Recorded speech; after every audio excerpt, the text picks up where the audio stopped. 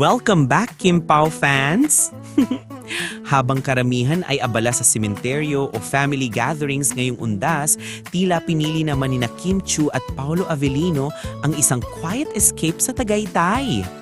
Ayon sa mga marites, sa rest house di umano ni Kim na natili ang rumored couple nitong long weekend para raw makapagpahinga, magdasal at mag-reconnect matapos ang kanilang sunod-sunod na tapings at biyahe sa abroad. Ayon sa isang source, simple lang sila, walang entourage, walang ingay. Si Kim nag-prepare pa raw ng breakfast, tapos si Paolo naman nag-set ng bonfire sa garden area. Very homey. Maraming fan ang kinilig sa ideya ng Kim Pao spending ondas together in peace and quiet. Sabi ng isang netizen, ang sweet naman, imbes na mag-party o lumabas, mas piniling magpahinga at magdasal ng magkasama. Couple goals.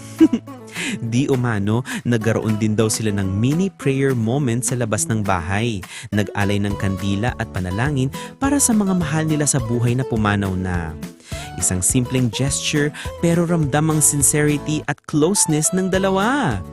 Matapos nito, spotted pa raw silang naglakad di umano sa paligid ng Tagaytay Ridge.